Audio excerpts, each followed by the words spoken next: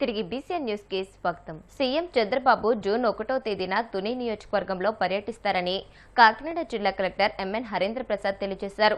CM పర్యటన ప్రాంతాలను ఆయన పరిశీలించారు. అనంతరం తుని మున్సిపల్ కార్యాలయంలో అధికారులతో సమీక్షించారు. జూన్ 1న సోమవారం ఉదయం 11 గంటలకు తుని నియోజకవర్గం ఎం చామవరంలో సీఎం పర్యటన ఉంటుందని తెలియజేశారు. చామవరం గ్రామంలో ఏర్పాటు చేసిన హెలీప్యాడ్ వద్ద 10 గంటల 45 నిమిషాలకు దిగి గ్రామ సచివాలయం వద్ద ఏర్పాటు చేసిన ప్రజావేదిక వద్దకు చేరుకుని ప్రజలు పెన్షన్ లబ్ధిదారులతో మాట్లాడతారని పేర్కొన్నారు. కొంతమంది పెన్షన్దారుల ఇంటి వద్దకు వెళ్లి వారికి పెన్షన్ అందించి మాట్లాడతారని అన్నారు. పర్యటన విజయవంతం చేసేందుకు ఆయా శాఖల అధికారులు సమన్వయంతో పకడ్బందీగా పనులు పూర్తి చేయాలని అన్నారు. పశ్చిమ గోదావరి జిల్లా నర్సాపురంలో విద్యావేత్త నూలు శ్రీను ఆధ్వర్యంలో అభయ చారిటబుల్ ట్రస్ట్ ద్వారా పార్క్ రోడ్లో ఉన్న సాయిబాబా టెంపుల్కు సౌండ్ బాక్స్లో పట్టణ పరిసరాల్లో శుభకార్యాలకు ప్లాస్టిక్ వాడకుండా ట్రస్ట్ ద్వారా 1000 కంచాలు 1000 గ్లాసులు పంపిణీ చేశారు. ఈ కార్యక్రమానికి ప్రభుత్వ విప్ ఎమ్మెల్యే బొమ్మిడి నాయకర్ ముఖ్య అతిథిగా పాల్గొని మాట్లాడుతూ పర్యావరణ పరిరక్షణలో భాగంగా ఈ కంచాలు గ్లాసులు ఉచితంగా పంపిణీ చేయడం వల్ల పట్టణంలోని ప్లాస్టిక్ వాడకం తగ్గుతుందని, అభయ చారిటబుల్ ట్రస్ట్ ద్వారా ఉచితంగా ఇవ్వడం ఆనందదాయకమని అన్నారు. ఈ కార్యక్రమంలో urban bank chairman Valavala Nani, Atmuri Narsaiah, Balakrishna, Amar, Ramu తదితరులు పాల్గొన్నారు. ప్లాస్టిక్ వాడకాలు ప్లేట్స్ కానీ లేదా భోజనాలు కానీ మనం తినేది కూడా ప్లాస్టిక్ వాడుకుని వాటి ద్వారా పొల్యూషన్ వచ్చే విధంగా కూడా సమాజం మనం చూస్తున్నాం. మనం అంటే వాటిని కంట్రోల్ చేయాలి, సమాజం బాగుండాలి, పర్యావరణం అందరూ బాగుండాలి ఆలోచనతోటి మరి అభయ చారిటబుల్ ట్రస్ట్ చైర్మన్ నూలు శ్రీనివాస్ గారు ఈ రోజున మరి ఏదైతే భోజనం సంబంధించిన ప్లేట్స్ కానీ గ్లాసులు కానీ మరి ఆయన వాళ్ళ కళ్యాణ మండపాలకి మరి స్పాన్సర్ చేసే విధంగా కూడా ఆయన కార్యక్రమాలు చేపట్టారు. అదేవిధంగా సాయిబాబా గుడికి కూడా ఈ రోజున డొనేట్ చేయడం జరిగింది.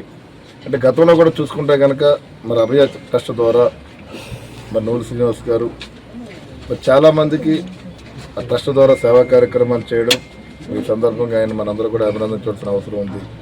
అంటే అభయ ట్రస్ట్ని కూడా అభయ చారిటబుల్ ట్రస్ట్ను కూడా వారి యొక్క తనయుడు మరి యాక్సిడెంట్ అకాల మృతి చెందడంతో మరి ట్రస్ట్ ద్వారా 10 మందికి సేవ చేయాలన్న ఆలోచనతోటి ఒక మంచి సంకల్పంతో మరి ఈ ట్రస్ట్ని ఏర్పాటు చేసి దాని ద్వారా మరి ప్రజలకి మరి ఆయన ఉన్నటువంటి నర్సాపురం పట్టణంలో ఉన్నటువంటి ప్రజలకి తన వంతు సహాయంగా మరి సేవా కార్యక్రమం చేస్తున్నందుకు అభయ చారిటబుల్ ట్రస్ట్ మనస్ఫూర్తిగా అభినందనలు తెలియజేసుకుంటూ మరి ఈ రోజున ఇక్కడికి వచ్చినటువంటి ప్రతి ఒక్కరికి కూడా మరి నాయకులందరూ వచ్చారు, నాయకులు కానీ అందరికీ కూడా నేను మనస్ఫూర్తిగా అభినందనలు తెలియజేసుకుంటూ మరి ఏదైతే ట్రస్ట్ ద్వారా మరిన్ని సేవలు మరి ప్రజలకు అందుబాటులో ఉండే విధంగా పర్యావరణాన్ని మనం కాపాడుకునే విధంగా కూడా మరి ట్రస్ట్ ముందుకు రావాలని చెప్పి ఈ సందర్భంగా మేము తెలియజేస్తున్నాం. ప్రజలందరికీ కూడా అట్ ది సేమ్ ఏంటంటే ప్రజలకు కూడా ఈరోజు నర్సాపురంలో మనం చూసుకుంటే కనుక డంపింగ్ యార్డ్ కొంత సమస్య మనం ఇబ్బంది పడుతున్నాం. ఇక్కడ ఆ సమస్యకి ఒక అధికారులుగా కాకుండా అధికారులను ఇప్పుడు ఒక రాజకీయ ఎమ్మెల్యేగా మేమే కాకుండా ప్రజాప్రతినిధులే కాకుండా అటు అధికారులు కూడా కాకుండా ప్రజల్లో కూడా ఒక అవేర్నెస్ రావాల్సిన సందర్భం ఉంది. అంటే ప్లాస్టిక్ కొంత నివారణ చేయొచ్చు.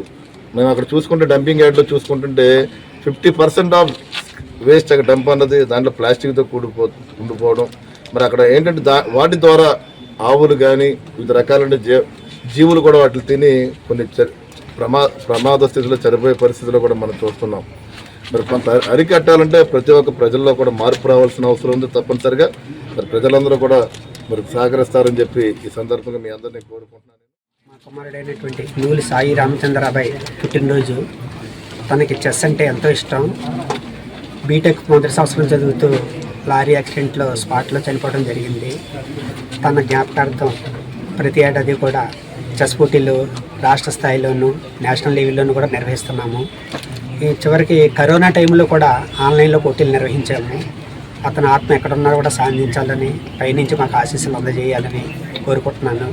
అలాగే ఇప్పుడు మన ప్రీతమ్మ ఎమ్మెల్యే గారు చెప్పారు, పర్యావరణ రక్షణలో మా భాగంగా ఈ కంచాలు గ్లాసులు అవి ఇస్తున్నాము. త్వరలో స్కూళ్ళలో కూడా ఇవి ఇద్దామని చెప్పేసి ప్లాన్ చేసుకున్నాము. అలాగే విద్యాదానం చేస్తున్నాము, బాబు పేరున వస్త్రదానం చేస్తున్నాము, కట్టలేని వాళ్ళకి ఫీజులు అవి కడుతున్నాము. అలాగే ఇంటి నిర్మాణాల్లో సహాయ సహకారాలు అందిస్తున్నాము. అన్నీ కూడా మాకు మా నాన్నగారు బాబు ఇచ్చేటువంటి ఆశీస్సుల వల్లనే మేము ఈ కార్యక్రమాలన్నీ చేయగలుగుతున్నాము. గత సంవత్సరంలో అంతర్వేదిలో గోశాల కూడా నిర్మించడం జరిగింది మా ట్రస్ట్ పేరున.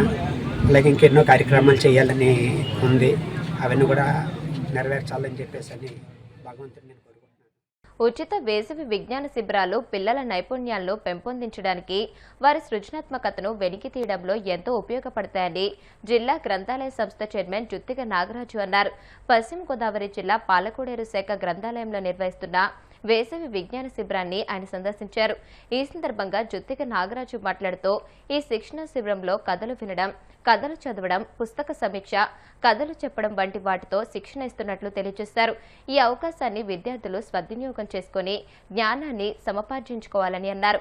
నల్లా ఫౌండేషన్ అధినేత నల్ల సత్యకిరణ్ ప్రసాద్ మాట్లాడుతూ వేసవి సెలవుల్లో సమయం వృధా చేయకుండా ఇటువంటి వేసవి విజ్ఞాన శిబిరాల ద్వారా జ్ఞానాన్ని పెంపొందించుకోవచ్చని అన్నారు. ఈ కార్యక్రమంలో గ్రంథ పాలకులు కృష్ణమూర్తి, అన్నపూర్ణ తదితరులు పాల్గొన్నారు.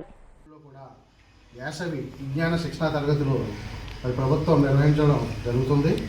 ఇందులో భాగంగా మన పాలకోడేరు మండలం పాలకోడేరు హెడ్ క్వార్టర్లో ఉన్న ఈ గ్రంథాలయాన్ని మరి ఇక్కడ గ్రంథాలయ లైబ్రరీ మన కృష్ణమూర్తి గారి ఆధ్వర్యంలో ఎంతో దిగ్విజయంగా ఇక్కడ నడుపుతున్నారు.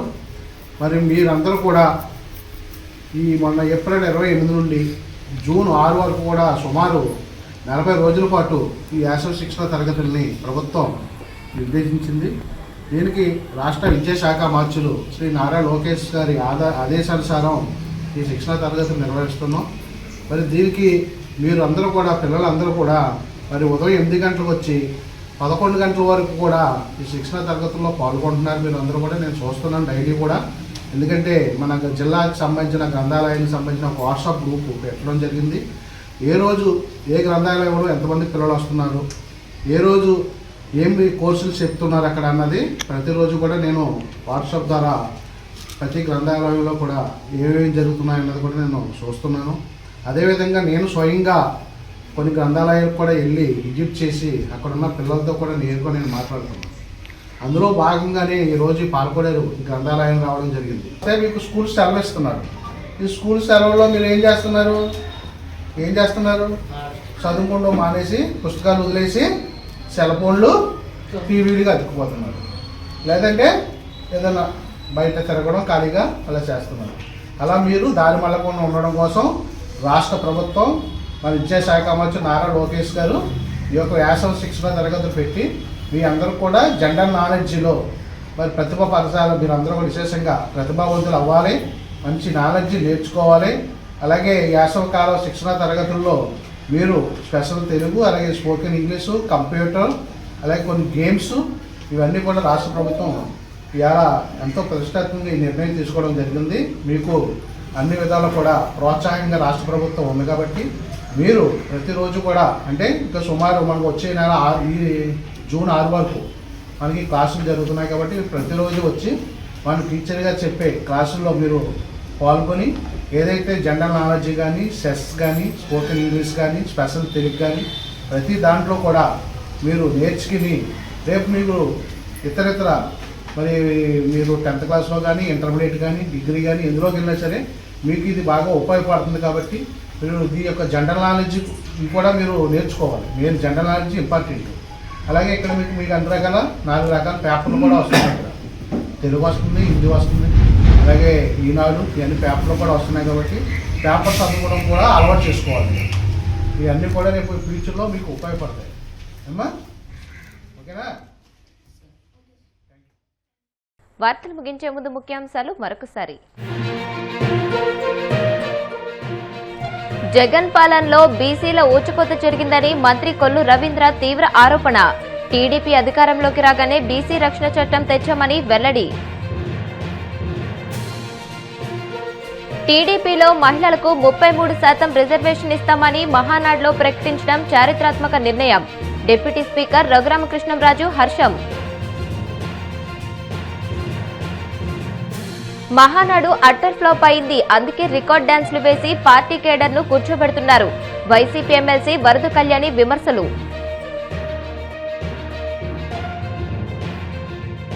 జూన్ 1న తుని నియోజకవర్గంలో సీఎం చంద్రబాబు పర్యటన.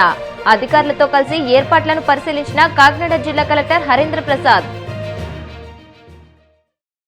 ఈ వార్తలు ఇంతటితో సమాప్తం. మరిన్ని వార్తల కోసం DCN digital YouTube channel, Facebook page ని ఫాలో అవ్వండి. అప్డేటెడ్ వార్తల కోసం ప్లీజ్ సబ్స్క్రైబ్.